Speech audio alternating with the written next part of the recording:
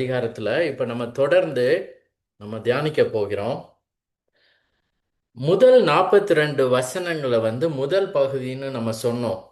Unexpected drawer and a confronting Xavier, எதிர்பார்த்த முள்ளுபவரும் எதிரிட்ட ரட்சகரும் சொன்னோம். இன்னைக்கு நம்ம பார்க்க போறது 43வது வசனத்திலிருந்து 45வது வசனம் வரை 3 வசனங்கள். இதுக்கான நம்ம டைட்டில் என்ன கொடுத்தோம்னா ரிட்டர்ன் வித் ரிசப்ஷன், அதாவது வரவேற்புடன் அவர் திரும்பி வருகிறார். நம்ம பார்த்துருக்கோம் ஏற்கனவே. யோவான் 1வது அதிகாரத்தில் பார்க்குறோம், 2வது அதிகாரத்தில் பார்க்குறோம், 3வது அதிகாரத்தில் பார்க்குறோம். இயேசுவானவர் அவருடைய ஊராகிய நாசரேத்திலிருந்து அவர் எருசலேமுக்கு போனார். அதுக்கப்புறம் யூதேயா தேசத்துக்கு வந்தார், சமாரியா இந்த சீக்கார் ஊருக்கு வந்தார். அங்கெல்லாம் ஒரு ரிசப்ஷன் கிடையாது, வரவேற்பு இல்லை. மக்கள்லாம் போய் அவரை வாங்கன்னு சொல்லலாம். ஆனா பாத்தீங்கன்னா இங்க ஒரு ரிசப்ஷன், வரவேற்கிறாங்க. அதை தான் நம்ம பார்க்க போறோம் இந்த செகண்ட் பார்ட்ல, 2வது பகுதியில. இது எதை பற்றினா சீக்கார் ஊரிலிருந்து அவர் கலிலேயாவுக்கு கானா ஊர்ன்ற இடத்துக்கு போகிறார். அதை பற்றியான ஒரு காரியம்.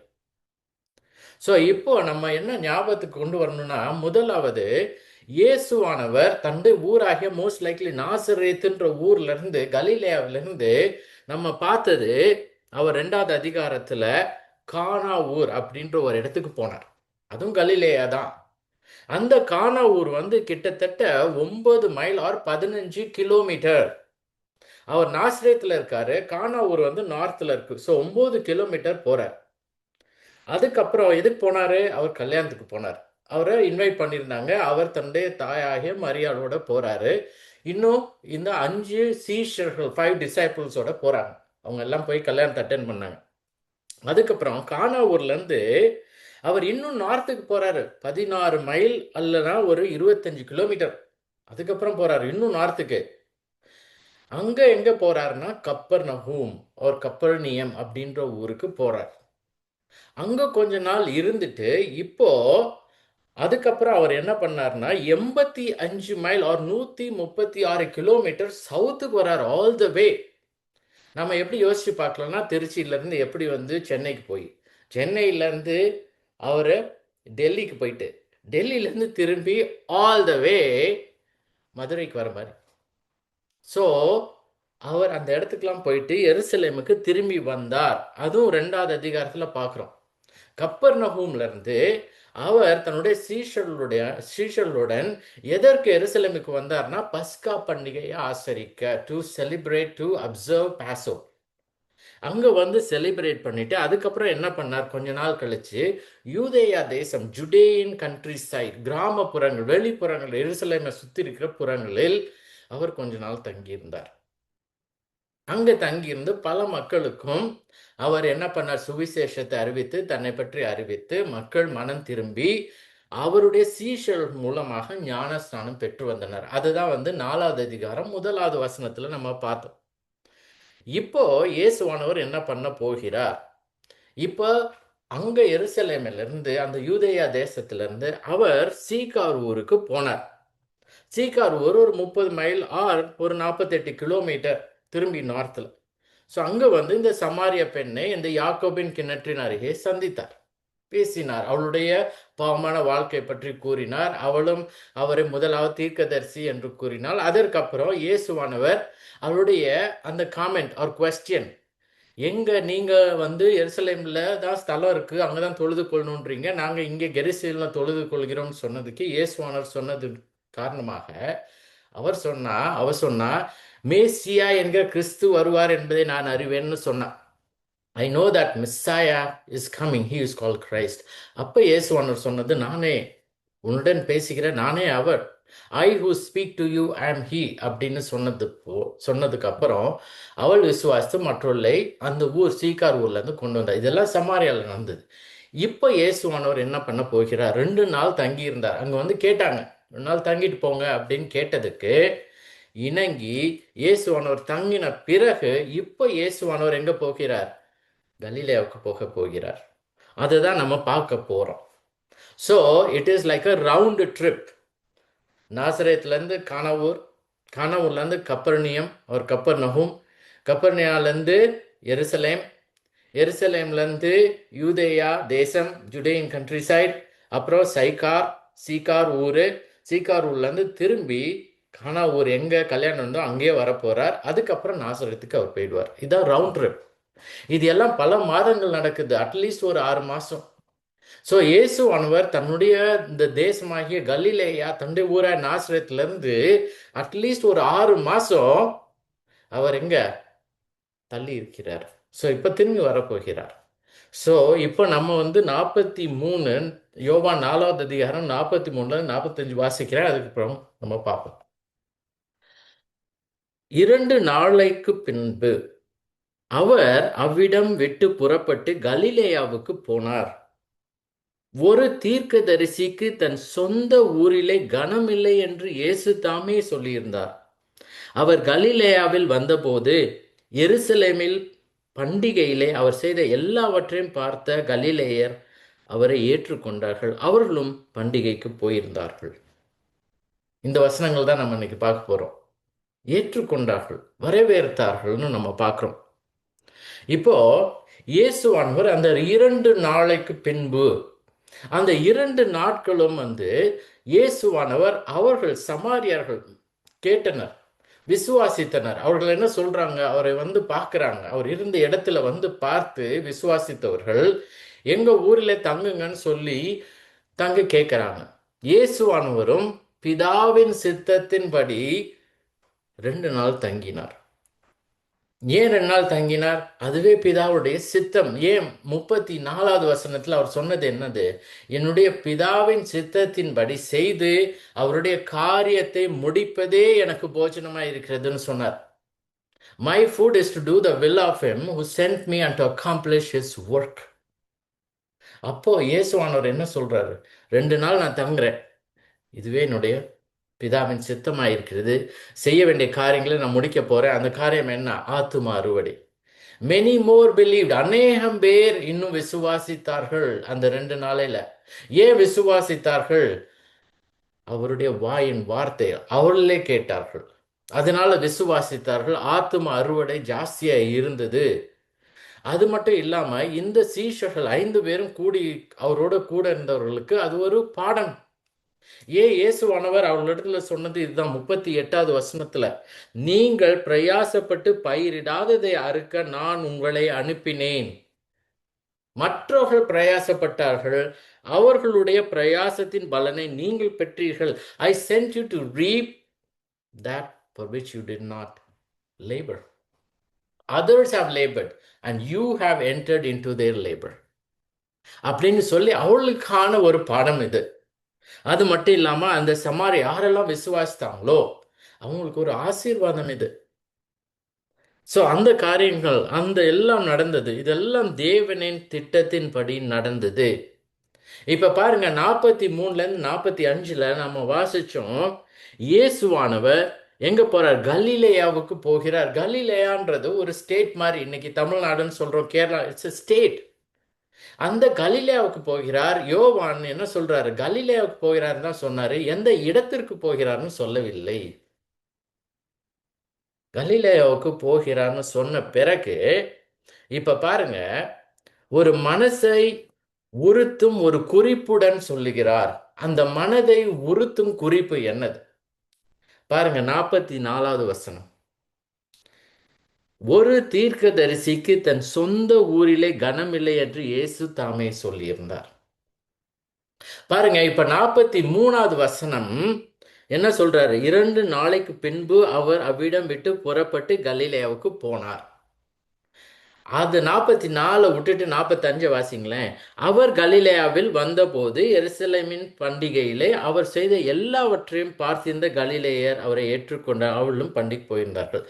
அந்த 44வது வசனம் இல்லாம நம்ம படிச்சோம்னா அது ஒரு கண்டினியூவேஷனா இருக்கும் இல்லையா? கலிலேயாவுக்கு போகிறார், அவர் போனப்போ அவர் எல்லாரும் ரிசீவ் பண்ணாங்க. இது நேச்சுரல், நார்மலா இருந்திருக்கும், நம்மளும் சந்தோஷமா இருந்திருப்போம்.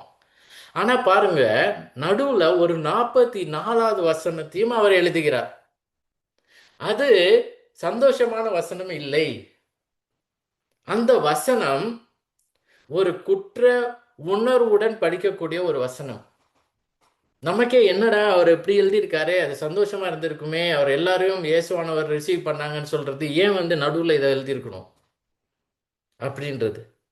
ஸோ முதலாவது நம்ம என்ன பார்க்க போறோம்னா, இந்த வசனத்துல எப்படி இந்த கலிலேயர், அவர் கலிலேயா தேசத்துக்குள்ள போகிறார், எப்படி அவரை அவங்க ட்ரீட் பண்ணாங்க, எப்படி நடத்தினார்கள், அது ஒன்று. ரெண்டாவது, எதற்காக அப்படி நடத்தினார்கள். ஸோ இன் அதர் வேர்ட்ஸ், நான் 43வது வசனத்தை பார்த்துட்டு 45வது வசனத்துக்கு போகிறோம். அதுக்கப்புறம் 44வது வசனத்துக்கு வருவோம். ஏன் வந்து யோவான் அதை நடுவில் எழுதினாருங்க.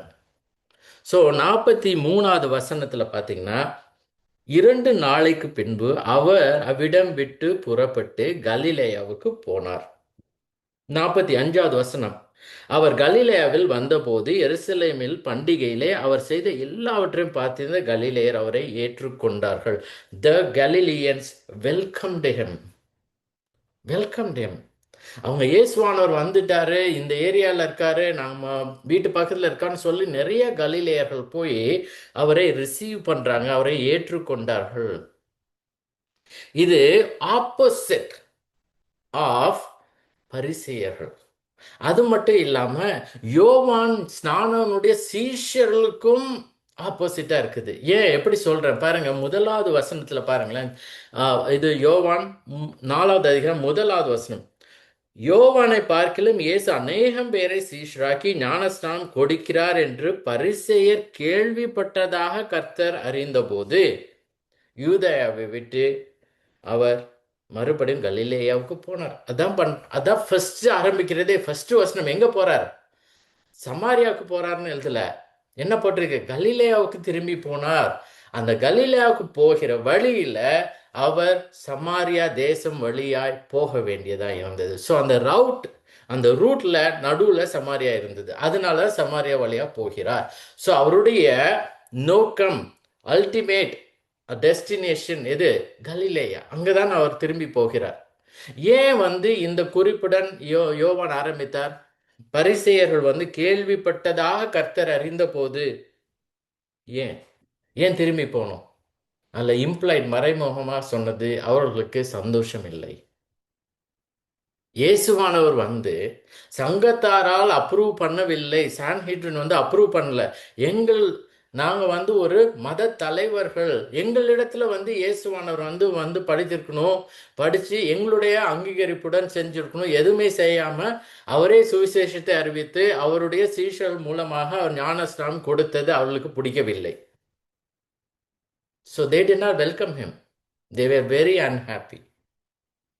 அது மட்டும் இல்லாமல் யோவானுடைய சீஷர்கள் ஞானஸ்நானம், யோவான் ஸ்நானகன் அவனுடைய சீஷர்கள் என்ன சொன்னாங்கன்றத பாருங்க. அடுத்தது இது 33வது அதிகாரம் 26வது வசனம் பாருங்க. அவர்கள் யோவான் இடத்தில் வந்து, ரபி, உம்முடனே கூட யோர்தானுக்கு அக்கறையில் ஒருவர் இருந்தாரே, அவரை குறித்தும் நீர் சாட்சி கொடுத்தீரே, இதோ அவர் ஞானஸ்தானம் கொடுக்கிறார் என்று அவரிடத்தில் எல்லாரும் போகிறார்கள் என்றார். அவர்களுக்கும் சந்தோஷம். பாருங்க, யோவான் ஸ்நானம் சந்தோஷம், யோவான் ஸ்நானோட சீஷர்கள் சந்தோஷம் இல்லை, பரிசேயர்களுக்கு சந்தோஷம் இல்லை. ஆனா பாருங்க, இந்த கலிலேயர் அவர்கள் சந்தோஷப்பட்டார்கள். வெல்கம்ட் ஹிம், வரவேற்றார்கள், ஏற்றுக்கொண்டார்கள் இருக்குது. இந்த வார்த்தை வெல்கம், ஏற்றுக்கொண்டார்கள்ன்ற வார்த்தையோட மீனிங் என்னன்னா, to receive deliberately, to grant access by way of giving hospitality, தெரிந்து வரவேற்பது. இன்னைக்கு பார்த்தீங்கன்னா, ஒரு பெரிய மத தலைவர் வராருன்னா அவர் யாருன்னு கூட தெரியாது, ஆனால் கூட்டம் இருக்குன்னு சொல்லி நிறைய பேர் இன்னும் கொஞ்சம் போவாங்க. அவர் யாருன்னு கூட தெரியாது, அவரை பற்றியும் தெரியாது, அவரை பார்த்ததும் இல்லை, ஆனாலும் வந்து போய் வரவேற்க போவாங்க நிறைய பேர். அந்த மாதிரி இல்லை. It's not in ignorance. தெரியாமல் போய் ஓகே எல்லாரும் போகிறாங்க நானும் போகிறேன்னு இல்லை. அங்கே போன ஒவ்வொரு கலிலேயருக்கும் இயேசுவானவர் யார் என்பது தெரியும், அவரை பற்றின காரியம் தெரியும். உபசரிப்பை தாராளமாக அருளினர். வாங்க வாங்க வாங்க, எங்கள் ஊருக்கு வாங்க, உங்களை பார்த்தது ரொம்ப சந்தோஷம் அப்படின்னு சொல்லி வரவேற்றார்கள். மற்றவர்களை போல ஒரு வருத்தப்படவில்லை. அவர்கள் ஏன் வரவேற்றாங்க அப்படி? ஃபர்ஸ்ட் நான் சொன்னேன் எப்படி அவர்கள் வந்து how did they treat him, எப்படி இயேசுவை அவர்கள் வந்து எப்படி வந்து ட்ரீட் பண்ணாங்க அப்படின்னு சொன்னேன். எப்படி நடத்தினர், ஏன் அப்படி நடத்தினர், ஏன் வந்து மற்ற பரிசேயர்கள் போലെயோ யோவான் சான சீஷர்கள் போലെயோ வருத்தப்படவில்லை, அதற்கான காரணத்தையும் யோவான் சொல்றார். ஏன் அப்படி வரவேற்றாங்கன்னு பாருங்க. 45வது வசனத்துல, அவர் செய்த எல்லாவற்றையும் பார்த்திருந்த கலிலேயர்கள் அவரை ஏற்றுக்கொண்டார். என்ன சொல்றார் யோவான்? இயேசுவானவர் பல மாதங்களுக்கு முன்பாக எங்க போனார்? எருசலேமுக்கு போனார். அங்க பஸ்கா பண்டிகையை அவர் ஆசரித்தார். அப்போ இயேசுவானவர் பல அற்புதங்களும் செய்தார். அவர் செய்த எல்லாவற்றையும் பார்த்தனர். எப்படி அவர் செய்த அற்புதம் செஞ்சார்னு நமக்கு தெரியும். பாருங்க 2வது அதிகாரத்துல 23வது வசனத்துல பாருங்க. யோவான் ஏற்கனவே நமக்கு சொல்லியிருந்தார். இது யோவான் 2:23. பஸ்கா பண்டிகையிலே அவர் எருசலேமில் இருக்கையில் அவர் செய்த, என்ன போட்டிருக்கு பார்த்தீங்களா? அற்புதங்களை அநேகர் கண்டார்கள். இந்த கண்டவர்களில் நிறைய பேர் யாரு? இந்த கலிலேயர்கள். அவர்களுக்கு போய் இந்த சமாரிய பெண்ணோ சமாரியர்களோ போய் இயேசுவானவரை பற்றி சொல்லவில்லை. இவர்கள் நேராக தேவர் ஐ விட்னஸஸ், நேராக பார்த்தாங்க. யாரும் போய் உங்கள்கிட்ட போய் இயேசுவானவர் இதெல்லாம் பண்ணார் உங்களுக்கு தெரியுமா, பாருங்க அவர் வந்திருக்காருன்னு சொல்லல. இவர்களே வந்து பல மாதங்களுக்கு முன்பாக அந்த பஸ்கா பண்டிகைக்கு போய் அங்க இருந்தப்ப இயேசுவானவர் செய்த அற்புதங்களை தங்கள் கண்களிலே கண்டார்கள். சம்டைம்ஸ் மேபி அவர்களே கூட அந்த அற்புதங்களால they could have benefited too. அப்படிப்பட்ட காரணத்திற்காக அதை அவர்கள் மனதில் வைத்து இயேசுவானவரை வரவேற்றார்கள். பல மாசம் ஆச்சு. அந்த காலத்துல போட்டோ கிடையாது, அந்த காலத்துல வந்து போன் கிடையாது, எதுவும் கிடையாது. ஆனாலும் அவர் செய்த அற்புதங்கள் வந்து இட் இம்ப்ரெஸ் them மோர். அவர்கள் மனதை கவர்ந்தது. இன்னைக்கு கூட யாராவது அற்புதம் நடந்தா உடனே நம்ம என்ன சொல்லுவோம்? அந்த அற்புதத்தை ஞாபகம் வச்சிருப்போம். யார் வழியா அது அற்புதம் நடந்ததோ அவர்களையும் ஞாபகம் வச்சிருப்போம். அந்த மாதிரியான அவர்கள் ஞாபகம் வச்சிருந்தாங்க இயேசுவானவரை பற்றி. அதனால தான் அப்படிப்பட்ட ஒரு வரவேற்பை அருளினார்கள். ஸோ இப்போ நம்ம பார்க்க போற இந்த வசனம், இப்போ நம்ம பார்க்க போறோம் 43, 44, 45. இந்த வசனங்கள்ல 43, 45ல அவர் கலிலேயாவுக்கு போகிறார், கலிலேயாவுக்கு போனார், அவரை ஏற்றுக்கொண்டார்கள். இப்போ ஒரு சைட் நோட் இதுல, இப்போ இயேசுவானவர் எங்க போயிருக்காரு? கலிலேயா தேசத்துக்கு போயிருக்காரு. இங்கே இருந்துதான், இங்க இயேசுவானவர் கலிலேயாவுக்கு போன பிறகு செஞ்ச ஊழிய பணியை தான் மற்ற சுவிசேஷர்கள், அதாவது இந்த சுவிசேஷங்களை எழுதின மத்தேயு, மார்க்கு, லூக்கா இங்கிருந்து ஆரம்பிக்கிறாங்க. அவளுடைய சுவிசேஷங்கள் இந்த பகுதியில இருந்து ஆரம்பிக்குது. இயேசுவானவர் யூதேயா தேசத்தில் செய்த பணிகள் பற்றி எழுதவில்லை. எப்படி ஒரு நிக்கோதேமிட்ட அவர் பேசினார், அங்க பஸ்கா பண்டிகைக்கு போனார், எப்படி யூதேயா தேசத்தில் அவர் சுவிசேஷத்தை அறிவித்து மற்ற மக்களுக்கு அவருடைய ஸ்ரீஷல் ஞானஸ்தானம் கொடுத்தனர், இதெல்லாம் எழுதலை. மற்ற சுவிசேஷத்துல சமாரியா போனதே எழுதலை. அவர்கள் எல்லாரும் மார்க்கும் லூக்காவும் மத்தேயும் எங்கேருந்து அவருடைய ஊழிய பணி ஆரம்பித்தார் அப்படின்னு எழுதுறாங்கன்னா இந்த வசனங்கள் இருந்தான். கலிலேயாவுக்கு அவர் போன பிறகு நீங்க போய் அப்புறமா மார்க்கு 1வது அதிகாரத்துல போய் வாசிங்கன்னா 14, 15ல இதுதான் எழுதியிருக்கும். யோவான் காவலில் வைக்கப்பட்ட பின்பு இயேசு கலிலேயாவிலே வந்து தேவனுடைய ராஜ்யத்தின் சுவிசேஷத்தை பிரசங்கித்து, காலம் நிறைவேறிற்று, தேவனுடைய ராஜ்யம் சமயமாயிற்று, மனம் திரும்பி சுவிசேஷத்தை விசுவாசிங்கள் என்றார். அப்படின்னு ஆரம்பிக்குது. அவர் கலிலேயாவுக்கு வந்தார் இல்லையா? யோவான் இங்க கலிலேயாவுக்கு வந்தார்னு சொல்றாரு. மற்ற சுவிசேஷர்கள் என்ன சொல்றாங்கன்னா, அவர் வந்தப்போ யோவான் he was arrested. யோவான் காவலில் வைக்கப்பட்டார். ஸோ அதுதான் வந்து நமக்கு தெரியணும். இயேசுவானவர் சீகாரூர்ல 2 நாள் இருந்தார். 2 நாள் கழிச்சு அவர் கலிலேயாவுக்கு வர்றது எதுக்குனாக்க, அவருக்கு தெரிய வர்றது யோவான் சிறையில் வைக்கப்பட்டான். ஸோ அதனால மார்க்கு சொல்றாரு கலிலேயாவுக்கு அவர் வந்தாருன்னு. அதே மாதிரி லூக்கா 4, 14, 15ல பார்த்தீங்கன்னா, பின்பு இயேசு ஆவியானவருடைய பலத்தினாலே கலிலேயாவுக்கு திரும்பி போனார். அவருடைய கீர்த்தி சுற்றிலும் இருக்கிற தேசமெங்கும் பரம்பிற்று. அவர்களுடைய ஜெப ஆலயங்கள் அவர் உபதேசித்து எல்லாராலும் புகழப்பட்டார். பாருங்க, அவருடைய கீர்த்தி, அவருடைய புகழ்.